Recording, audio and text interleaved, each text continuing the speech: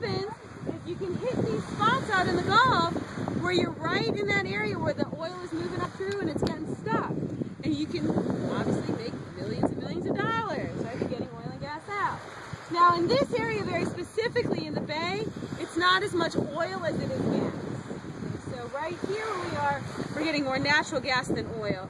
And of course, all of this is made through the compression of microorganisms.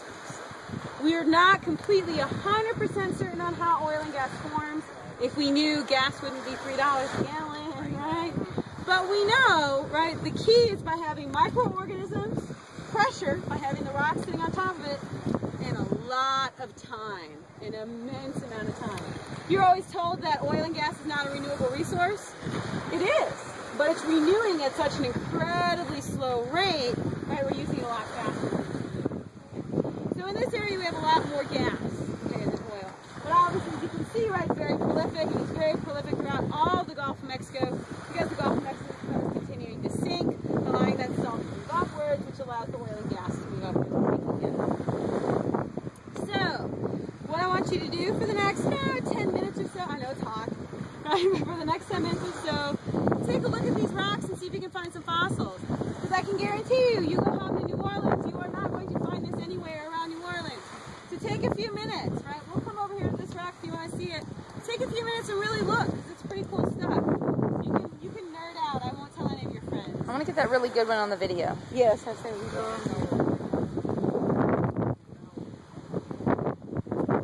I'll try not to kill myself along the way.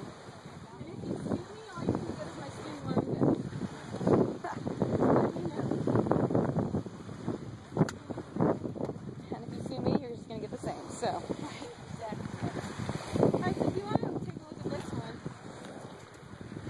Oh, there it is. So here you can see the, if you want to, just like right underneath you need to.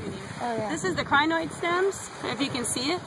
Right, that's it. It's kind of on its side. There's also one it looks right like here. a long worm. Right here, there was one in here. But can you see that? Right, so that's part of the stem. Right, so you can kind of see. So right here, right, that's the stem long ways. Right, each piece would kind of break off, right, and you can see these little washers. There's one around here that has one where you're looking right down the actual part of the stem, and I think that one might be it. I'm trying to see. Where you can see the star shape in the middle. Crinoids aren't they related to the starfish? They're echinoderms, right, which is the same family that the starfish are in.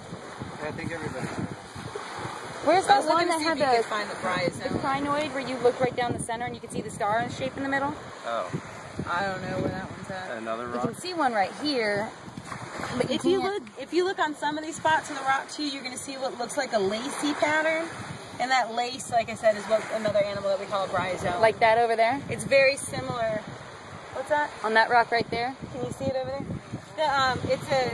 It's a moss-like animal, which is similar to coral, but they don't have stinging stuff. Well, it's lacy, but that could also be the calcium carbonate. Yeah. Or not calcium carbonate.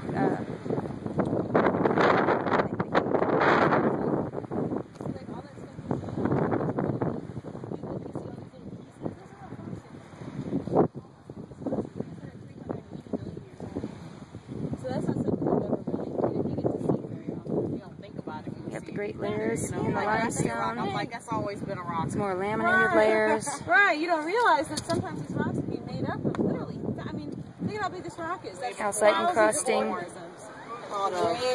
before our species even evolved. Exactly. I mean, these are all invertebrates, you know. It's pretty cool. I think it's neat, but I also am a nerd for this stuff, you know. I'm a nerd about what I like too. Good. It's part of doing what you do. That's you right. can see those nodular cherts you right got some in over here. there? Sorry. Let me come over. No, it's not wood. And that's most of all the fun. Yeah, that's it.